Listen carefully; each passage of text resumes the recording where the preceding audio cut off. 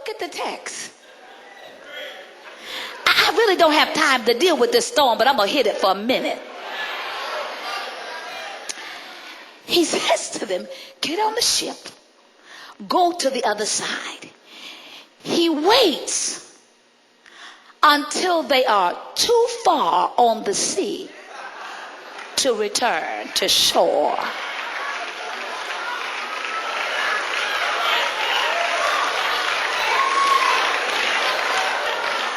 And they don't know what lies ahead, because we're going to get there in a minute. They are battling the winds and the waves with life and death situation. Turning back is not an option. Going forward is getting rougher by the moment. Lord, I got a few folk in here today that made up their mind turning back. The devil might as well kill me right here on Sunday, because turning back is not an option. So one way or the other, I'm going to come out of this or I'm going to die in it. But turning back, not an option. Sit.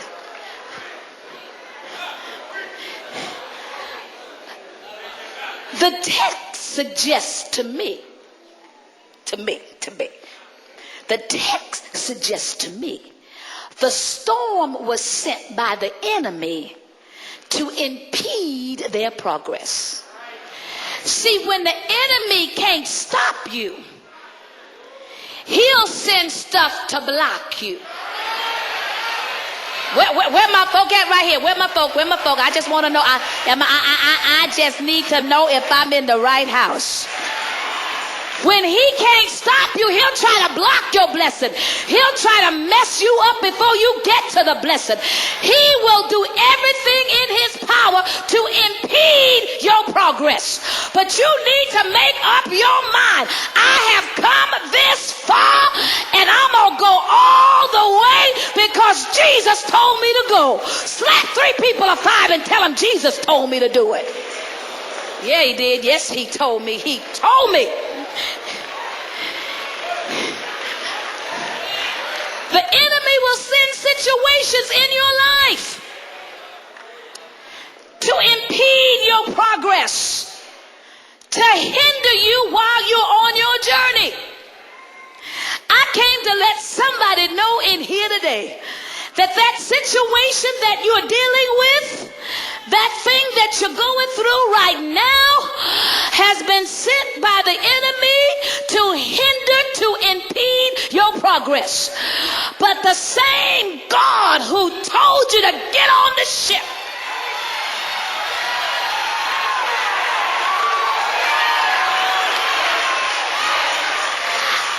I said the same God that told you to get on the boat, on the ship, and go to the other side, he's the same God who has ordered your steps. Snap that neighbor on the right side of 5 and say, whose report will you believe? Oh, God, help me to preach. You got to believe that if God told you to go, that no weapon formed against you will prosper. If God told you to go, there's not a demon or devil, there's not a situation, circumstance that will ever come on your path that God will not allow you to step over it. I got anybody who believes you can walk on what he said.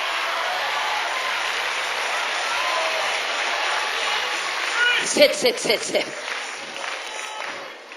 I know it seems so unnecessary, because I can just look at certain situations in my life and I have to admit, I said, God, this is just unnecessary stress.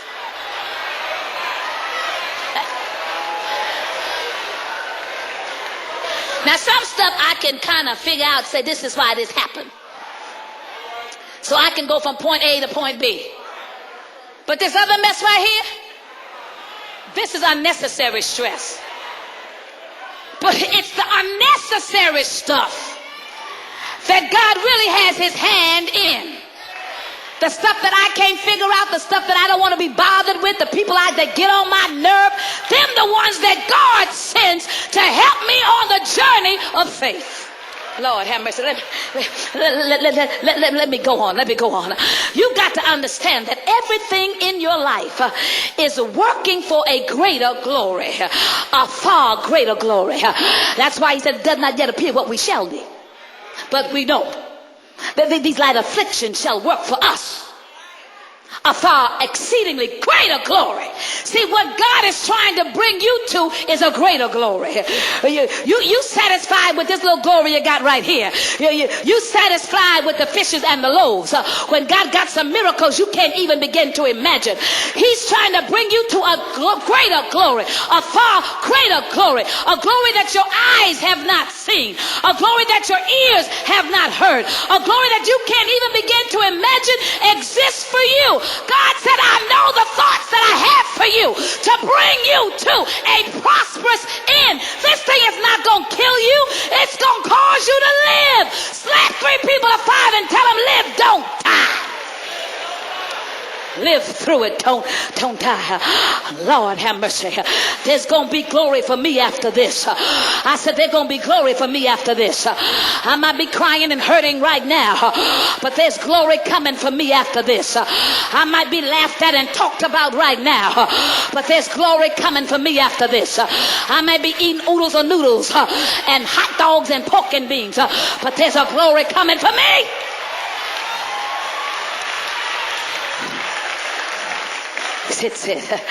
Storms then come in your life. They occur when you are on duty. If you're trying to figure out why it happened today, if you're trying to figure out why it's going on right now, good, because you're on duty. Enemy don't fool with folk who aren't on duty. He don't mess with folk who are not on assignments. He waits till you get on duty. All the folk with off duty, he ain't fooling with them. They ain't doing nothing. They off duty. You want to know why it got so rough? Because you're on duty. You know why it's so tough? Because you're on duty. You know why the trials are heavier now? Because you're on duty. Last year you weren't on duty. You're on duty. You're working on an assignment, and the enemy don't like it because you're on duty. I got anybody in here working on something? The Bible says that the apostles are on duty. They're following the words of the Lord. They're following the command of the Lord. Here goes point number 1 if you're taking notes. The apostles are on duty. They leave the seashore and find themselves in the middle of the sea, trying to get to the other side. In the middle of the journey, a storm, a fierce one, comes up out of nowhere. Here goes point 1. Don't let trouble drive you away from what God has called or told you to do. Let me repeat it. Don't let trouble drive you away from what God has called or told you to do. Lord have mercy. If God called you to do it, if God told you to do it, then don't you let no amount of trouble, no amount of stress, no amount of aggravation or frustration, no amount of irritation stop you from doing what God has called you to do. If you got to do it all by yourself, if you have to do it with everything you got, if you have to spend your last $10, don't let the trouble drive you away from God. It's the enemy's plan.